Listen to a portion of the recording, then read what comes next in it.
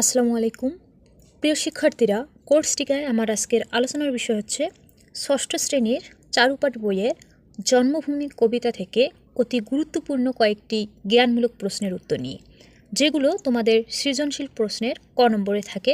প্রতিটি জ্ঞানমূলক প্রশ্নের সঠিক উত্তরের জন্য তোমাদেরকে 1 নম্বর করে দেওয়া হয়। তো শিক্ষার্থীরা, এই জ্ঞানমূলক প্রশ্ন কিন্তু খুবই গুরুত্বপূর্ণ। যেহেতু অল্প লিখেই এখানে 1 মার্ক পাওয়া যায়, এক্ষেত্রে পরীক্ষায় তোমাদের টাইমিং ব্যাপারে তোমাদের একটু সুবিধা হবে।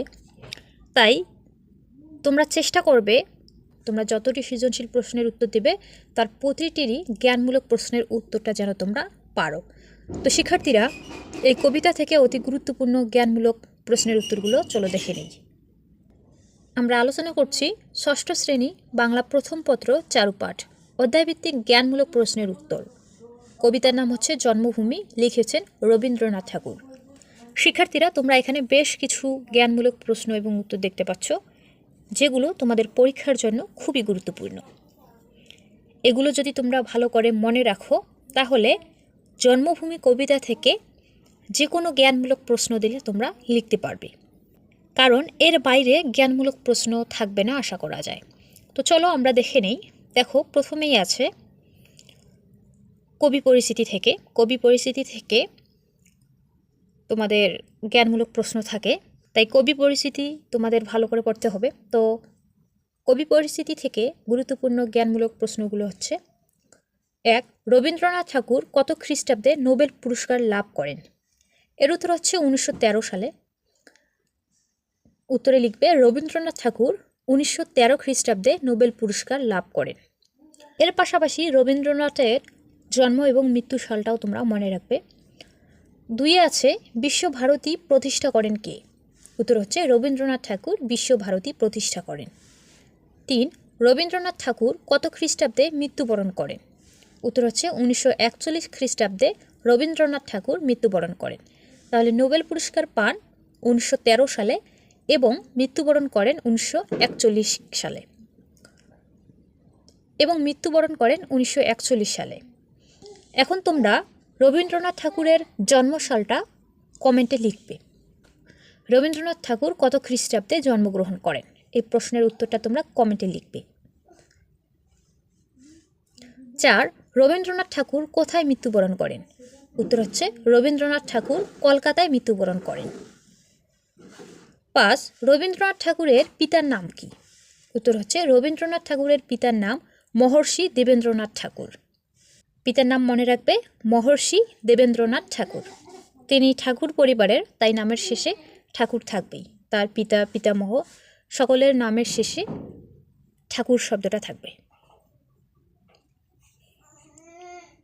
এরপরে 6 দেখো, জন্মভূমি কবিতাটির কবি কে? উত্তর হচ্ছে জন্মভূমি কবিতাটির কবি রবীন্দ্রনাথ ঠাকুর। 7. কোনটি কবিকে আকুল করে? উত্তর হচ্ছে ফুলের গন্ধ কবিকে আকুল করে। 8. কবির কাছে মাতৃভূমি কিসের মতো? উত্তর কবির কাছে মাতৃভূমি মায়ের মতো। 9. কার জনম সার্থক? উত্তর হচ্ছে কবির জনম সার্থক। আমরা দেখেছি কবিতায় সার্থক জনম মাগো তোমায় ভালোবেসে। 10. কবি দেশকে কি বলে সম্বোধন করেছেন? উত্তর কবি দেশকে মা বলে সম্বোধন করেছেন। 11. দেশের ছায়ায় কার অঙ্গ জুড়ায়? উত্তর দেশের ছায়ায় কবির অঙ্গ জুড়ায়। 12. বনের ফুলের ঘ্রাণ কী রকমের? উত্তর বনের ফুলের ঘ্রাণ আকুল করা। 13. চাঁদ কোথায় ওঠে? উত্তর চাঁদ গগনে ওঠে। গগন মানে হচ্ছে আকাশ। তোমরা যদি লেখো যে চাঁদ আকাশে ওঠে, তারপরেও তোমরা সঠিক উত্তরের নম্বর পাবে, অর্থাৎ 1 নম্বর পাবে। 14. আঁখি মেলে কবি প্রথম কি দেখেছেন? উত্তর আঁখি মেলে কবি প্রথম দেশের আলো দেখেছেন। 15. কবির চোখ কি দেখে জুড়ালো?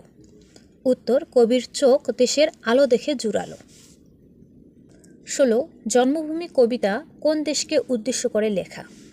উত্তর জন্মভূমি কবিতা বাংলাদেশকে উদ্দেশ্য করে লেখা। 17. দেশের আলোতে নয়ন রেখে কবি কি করবেন? উত্তর দেশের আলোতে নয়ন রেখে কবি নয়ন মুছবেন। বা উত্তরটা যদি তোমরা এভাবে লেখো যে দেশের আলোতে নয়ন রেখে কবি মৃত্যুবরণ করবেন তাহলেও তোমরা সঠিক উত্তরের নম্বর পাবে। নয়ন মুদবেন এবং মৃত্যুবরণ করা একই কথা। 18 মুদব নয়ন দ্বারা কবি কি ইঙ্গিত করেছেন?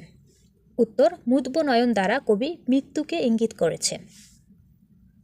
এরপরে 19 নম্বরে দেখো, এশীয়দের মধ্যে প্রথম সাহিত্যে নোবেল পুরস্কার পান কে? উত্তর, বিশ্বকবি রবীন্দ্রনাথ ঠাকুর এশীয়দের মধ্যে প্রথম সাহিত্যে নোবেল পুরস্কার পান। 20 রবীন্দ্রনাথ ঠাকুর কত সালে নোবেল পুরস্কার পান? উত্তর হচ্ছে 1913 সালে। 21 দেশের ছায়া এসে কার অঙ্গ জুড়ায়? উত্তর, দেশের ছায়া এসে কবির অঙ্গ জুড়ায়। 22 এদেশে জন্মগ্রহণ করায় কার জন্ম সার্থক? উত্তর, এদেশে জন্মগ্রহণ করায় কবির জন্ম সার্থক। 23 কবির অঙ্গ জুড়ায় কিসে? উত্তর হচ্ছে, জন্মভূমির ছায়া এসে কবির অঙ্গ জুড়ায়।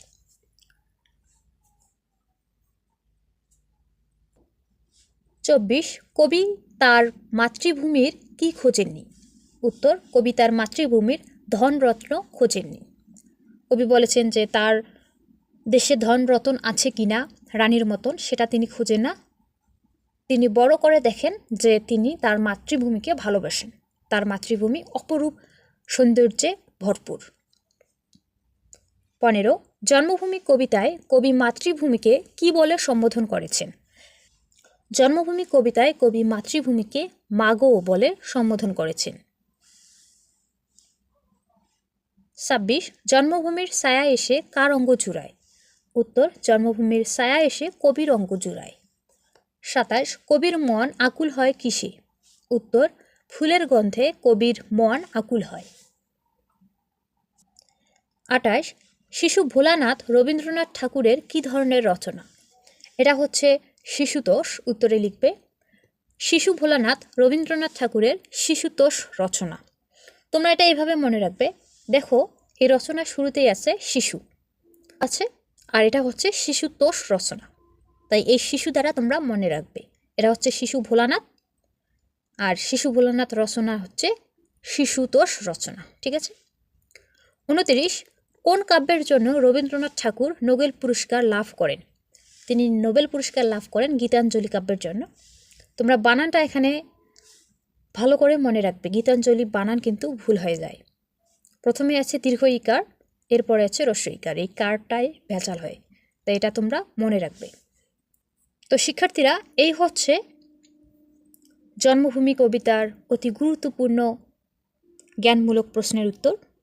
এগুলো যদি তোমরা ভালো করে আয়ত্তে রাখো, তাহলে জন্মভূমি কবিতা থেকে যে সৃজনশীল প্রশ্ন থাকবে, এই সৃজনশীল প্রশ্নের জ্ঞানমূলক প্রশ্নের উত্তর তোমরা অবশ্যই দিতে পারবে, কারণ এর বাইরে আর জ্ঞানমূলক প্রশ্ন আসার সম্ভাবনা নেই।